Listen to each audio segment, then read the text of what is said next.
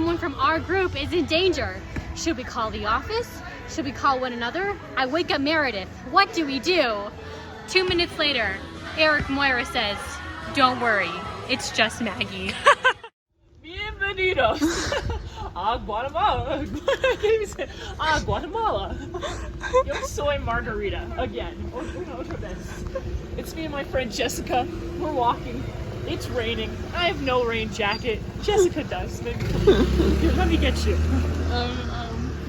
She's ready. Me, not so much. Anyway, so where we left off last time, after Jessica got pooped on by a bird, which she said she's threatening to unionize now because I'm letting her get pooped on. I better get some support out here in the comments. Yeah. Like and subscribe for Jessica. But anyway, so we're about 3 days into this journey and we land in Guatemala. And also I just want to say we are recording this in the middle of the street. Nobody's staring, but it's just, it's a little embarrassing. It's a little gringa of us. Anyway, so we get to Guatemala and I told everybody, you know, within the first 10 minutes of knowing them that I sleepwalk. But I didn't tell them everything. You know, I didn't come straight out of the gates letting everybody know, oh, I scream bloody murder every once in a while. I'm supposed to be friends with these people. I don't know how it would all go. You know, I did tell them, like, we all know the story of my freshman year. I was having a dream that somebody was throwing knives at my roommate, and I was blocking her with my body to protect her. But in reality, you know, I was shaking her, yelling, no, are you okay? And she didn't like that. I had to move out. We all know the story. We gotta go, mate. God, one side or the other. So anyway, and I told El Cuerpo de Paz, the Peace Corps, this. And so when we get to this hotel, everybody else has a roommate, except me. I'm on my own, in case I strangle somebody. Also, everybody else is like pretty much on the second floor. Again, except me, in case I jump out a window. Even further, I'm living in a concrete box with no windows, once again, in case I jump out a window. So they give me my keys to my prison cell. The federal government has literally isolated me in a concrete windowless box. I think someone called that Quantico. And at first I was like, oh, you can't prison me like this. I'm not loco, I'm not crazy. But then we all realized later that night, we're like on the main road. Yeah, we really are. We all realized later that night that, you know, maybe it was for the best. Maybe. Us. I wake up.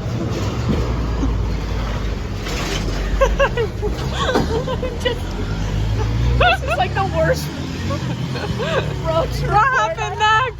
I know, I'm building the suspense. Hold on one second. I wake up and I am pounding on the metal door, yelling, help me! Help me! Let me tell you, these walls are paper thin. They're so paper thin I could staple them all together. You just... Jessica just spilled her water in the room. And so I was like, I wake up, I'm pounding on the door, and I'm like, you know what? Maybe nobody heard. Maybe this will blow over, whatever. In the next minute, I hear everybody outside my door being like, was that Maggie? What's going on? What's happening? And I'm like, please, God. Oh, that's a camionette. Get the camionette. So camionette. I'm like, please, God, do not knock on my door. That's all I want. Just let me go to sleep. Let me go to bed. A minute later, I get the knock on the door. It's Eric. I've spoken to this guy 2 times in my life. And Eric says, Hey, walk on the side of the road. Okay, sorry. And Eric was like, are you okay? And I was like, what? Did I scream? Acting like this could be about anything else. Like maybe he's coming to talk to me about my water pressure. And he's like, yeah, no, you definitely screamed. And I was like, oh, I'm so sorry. And he was like, okay, as long as you're okay. And then he just left. How was panicking. I saw you. I was like, thank Lord Jesus, she's here. She can explain everything. And then you were explaining it, and I said, oh, so you're just screaming. I said, oh, okay, all right, goodbye. The next morning, I come to breakfast. Everybody's asking Maggie, have you gone to a doctor about this? Are you medicated? And the answer to that is yes. I have gone to a doctor, and my doctor said I needed to meditate, and then I needed a dehumidifier.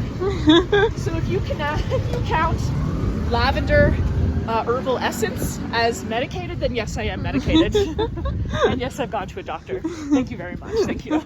You know, watching back on that video, it opened a lot of scars that I thought were healed that obviously weren't. And it made me think of that night. Yeah. That damn night.